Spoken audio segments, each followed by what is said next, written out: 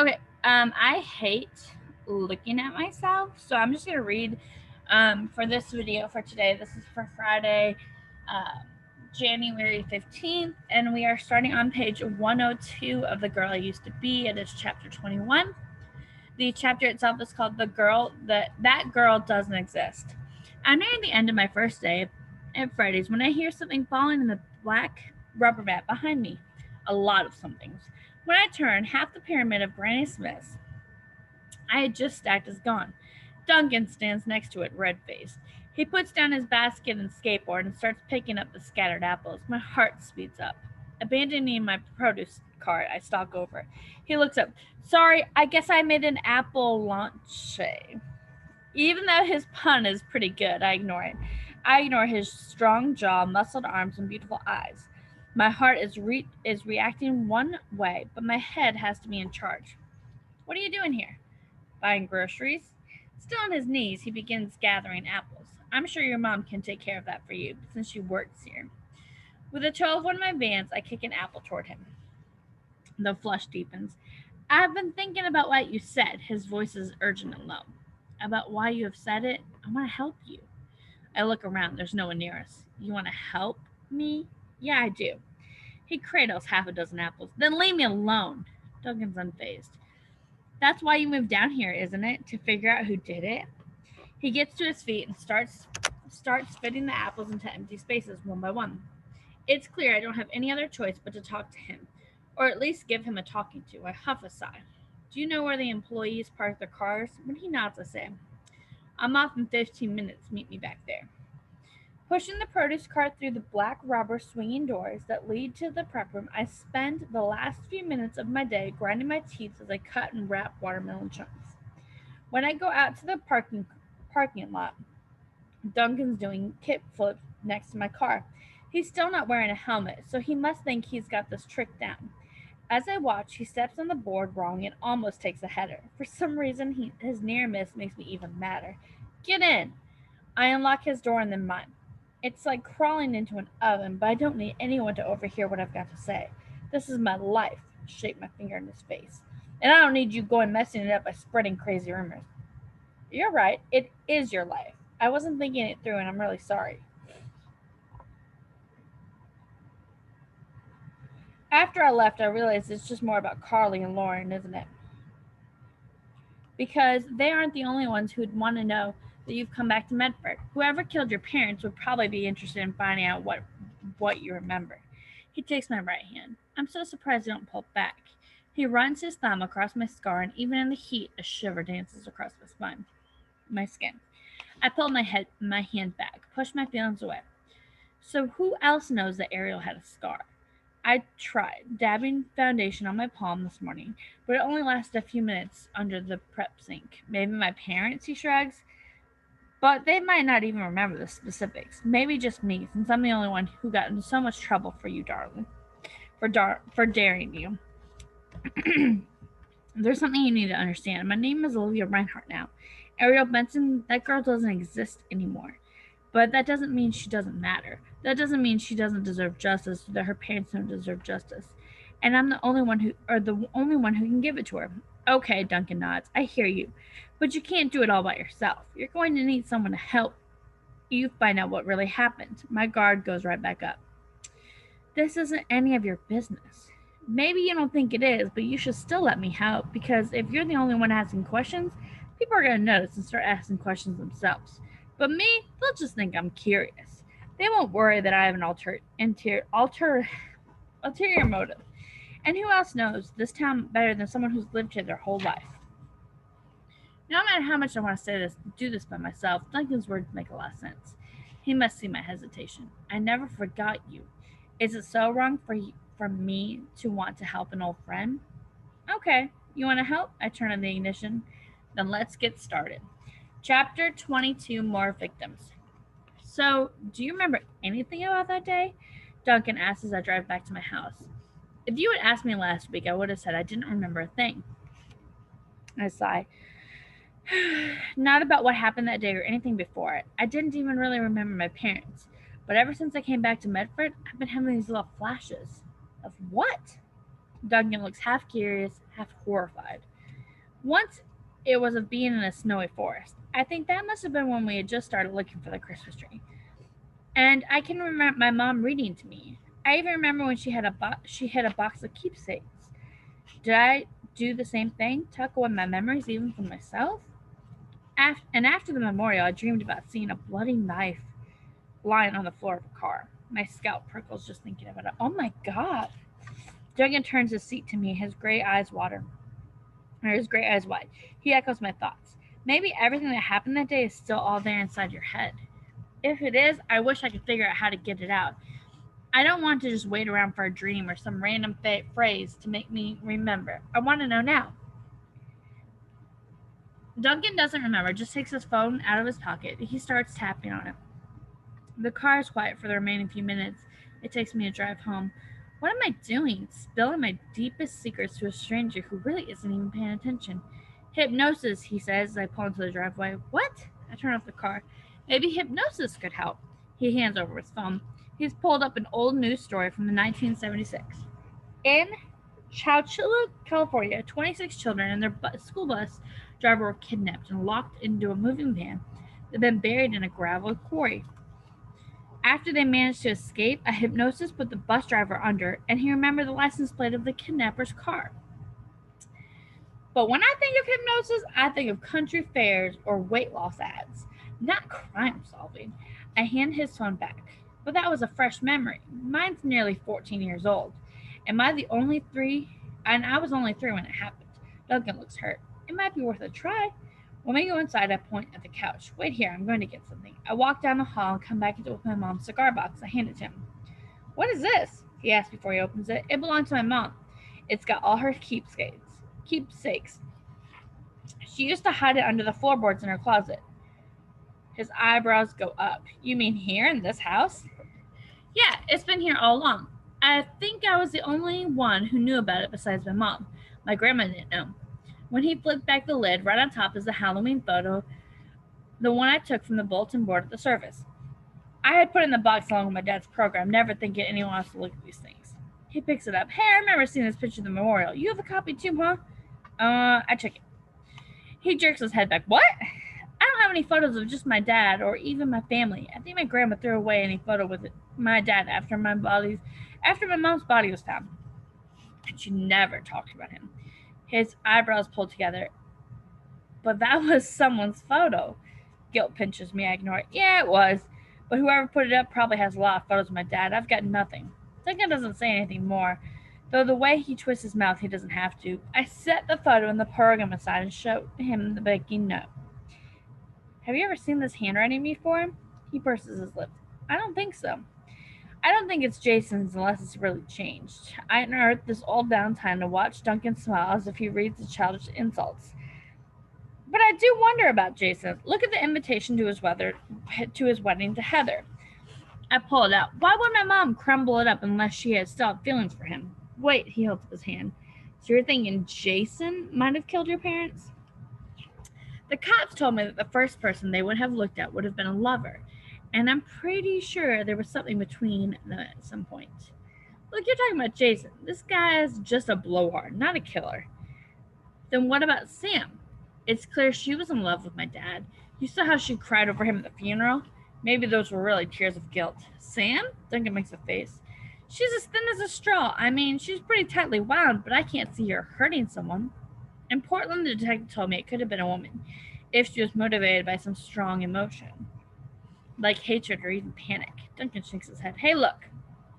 I've known Jason and Sam since I was a kid, and they're not killers. Do you really think one of them snapped 14 years ago and then just went back to being normal? Why did I ever even say yes to him? He made me cute, but he's so nice, and he can't believe other people could not be so nice. Then what do you think happened? I think your mom and dad must have crossed paths with a serial killer, some crazy guy in the woods. Serial killer implies a series of murders. If it was a serial killer, then why weren't there more victims? Maybe there were. Duncan picks up his backpack. Last night I was trying to figure out what happened. It turns out there are these websites that keep track of unsolved murders.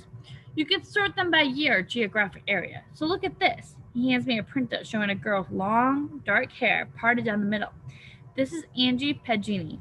She lived in Grants Pass. Grants Pass is about a half an hour away. A year after your parents died, she left her high school play rehearsal but never made it home. 2 days later, her body was found in a park, a wooden park. She'd been stabbed to death. She even looks like your mom. I regard the photo critically, maybe.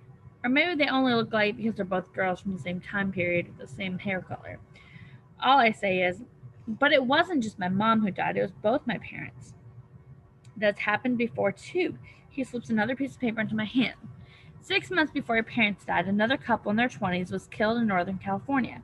Shot to death in their sleeping bags right on the beach. No sexual assault, no robbery, no known motive, and no suspects. Just like your parents. Medford's only 30 minutes from the California border, but it's a much longer drive to the coast. And that was a gun, though, not a knife. Nobody knows how your dad was killed, Duncan points out. And I was reading that serial killers will sometimes just use whatever's available. It's hard to believe that my parents were killed by some random stranger. I mean, why would a serial killer murder them and let them live? But if it was someone my family knew, they might have felt a connection to me. Serial killers don't murder every single person they come across. Duncan's eyes look stormy. They pick their targets. Maybe your parents fit and you didn't. Or maybe Duncan just doesn't want to believe it could be someone he knows. I think of foster homes where I lived in fear but smiled for the caseworker, or where the house was a pigsty unless a visit was scheduled. If I've learned anything in the past 10 years, it's that a lot of people have one face in public and another in private. That goes back to those videos, that thing we watched, the little mask thing we did. People have different sides and different views. All right, the next chapter, chapter 23. I think this might be our last chapter of the day. Maybe, we will see. We may read up until 25, okay? So chapter 23 is a chapter called Best Friends. I bounce from foot to foot as I wait for Duncan in the Medford Public Library reference room. Our plan was to start by researching what happened back then, but now I've gotten to something even more interesting to tell him. You're not the only one who can Google, I say in a low voice as soon as he walks in. What do you mean? He looks wary. He's keeping his voice quiet too, even though we're the only ones in the room. We're standing so close together that I can feel the heat of his body, but I don't let myself think about that. Instead, I say, did you know that there's one job that the FBI thinks is so linked to serial killers that they've created a whole task for it? Still buzzing with what I read online. I don't wait for him to answer. Long haul truckers. Just like Jason. Truckers? The FBI thinks that serial killers who work as long haul truckers have killed more than 500 hitchhikers, hookers, and people whose cars have been broken down. They say it's a perfect cover for a serial killer. Truck drivers work by themselves, they're always on the move, they can pick up a victim in one state, kill them in another, dump their body in a third. But they're talking about truckers who kill strangers. Duncan doesn't sound nearly as confident as he did last night. Not people they know, not their best friends. So that would rule out Jason. Maybe his parents were the start? I dropped my voice to the near soundless whisper. Maybe Jason killed them and then got a taste for killing. His mouth twists. Thousands of people are truckers. Probably hundreds of thousands. Just because a few are serial killers doesn't mean they all are. All squares are rectangles, but not all rectangles are squares. Duncan liked the idea of a serial killer, and when he thought it could be anyone he knew, all I'm saying is we need to look at Jason more closely. He finally nods, reluctantly. When I asked the librarian earlier, she told me about the reference room had copies of all the high school annuals, one for each year. Now I'll find the section and then the annuals for North Medford and the year my parents graduated. I open to the index. When Duncan leans in, I run my fingers down a column of tiny tape. Badger, Barrett, Backstorm, Benson, Naomi. My mother's name is followed by a series of page numbers, 132, 244, 248, 273. I only have one photo of my mom, but this annual has 4. I turn to page 132, and there's my mom. It's one of those first day of school photos, the one the photo vendor tries to sell you sets of. None of my foster families ever bought them, not even the cheapest package with 8 Walt-size shots. She's really pretty, Duncan says. My mom wears a black top with a swoop neck. Her wavy brown hair falls past her shoulders. Her large dark eyes are focused on something to her right. Her lips are pursed, making her look either dubious or uncertain.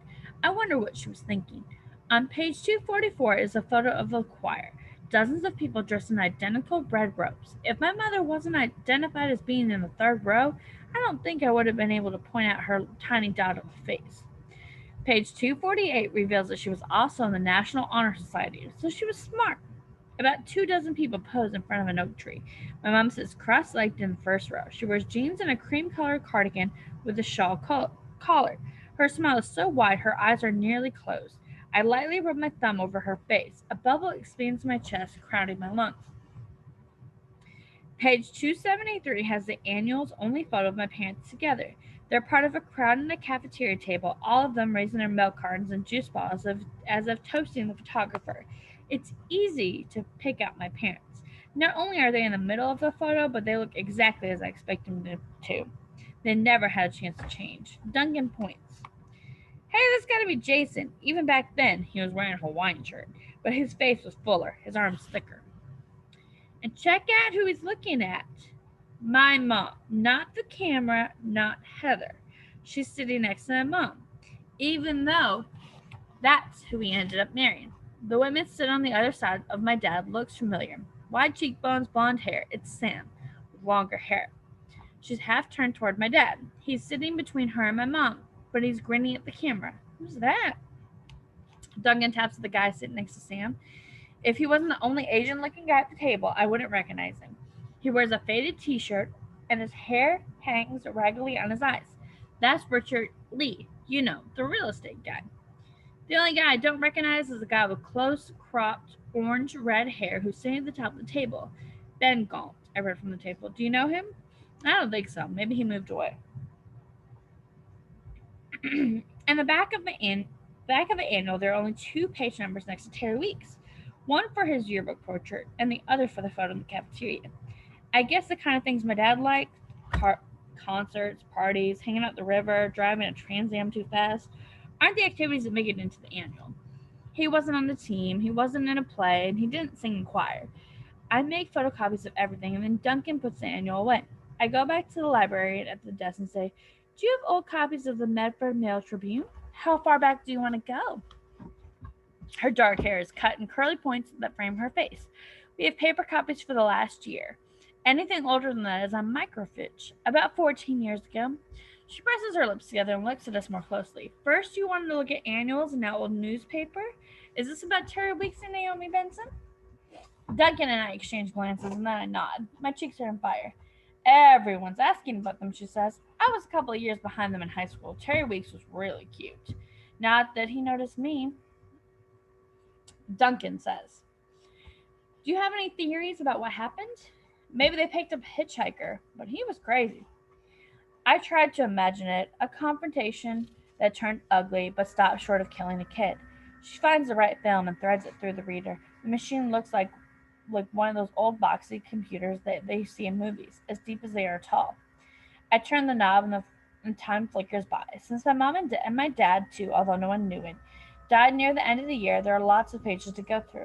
It still seems likely to me that they were killed by someone they knew. But could Duncan and the librarian be right and it was a stranger, a serial killer who didn't know them, a deranged hitchhiker, or someone who targeted them for a different reason? The cops said my parents didn't have anything to steal, but I realized that someone could have still killed them for the pickup. Once pictures of the truck were shown on America's Most Wanted, the killer must have figured out it was too hot and dumped it. After all, just because the pickup was found at the airport's long-term weeks after the murders doesn't mean it was there the whole time. And the newspaper images are still spooling when I grunt as if someone just hit me in the stomach. My gut knew what I saw faster than my thumb and my fingers did. What is it? I scroll back. It's a photo I haven't seen before. Captioned, family missing. My dad wears a baseball cap and a light-colored t-shirt. He grips a can of beer in his right hand.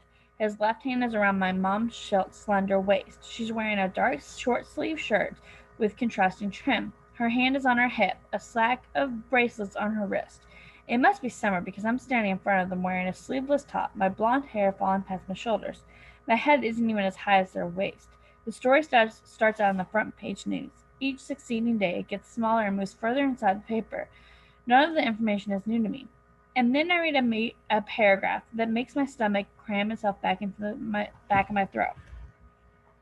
Several times, police have been called to the house Naomi Benson and her daughter share with Benson's mother to deal with fights between Benson and Weeks. Medford Police Department files show that Weeks was under a November 26 restraining order forbidding him from coming within 100 yards of Benson after a domestic violence complaint was filed.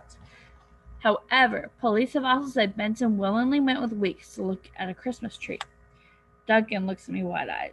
I feel as if I'm being wrenched back and forth. My dad was guilty. My dad was innocent. Now he sounds guilty again. I grab Duncan's arm as the new idea takes root. What if my dad really did it? Chapter 24, The Truth. This is going to be our last chapter we're going to read today, guys. So hold on tight. An old woman sitting at a nearby computer furrows her brow and puts her finger to her lips. I drop my voice to whisper. What if my dad really did kill my mom and then killed himself? In my mind's eyes, I see how it could have played out. Have we been looking at everything the wrong way? Nausea rises in me. I swallow back the bitterness. What if there was another person there that day, like the librarian said? I asked Duncan. Maybe a hitchhiker or even a friend. I imagined my dad having yet another fight with my mom, only this time it turned deadly.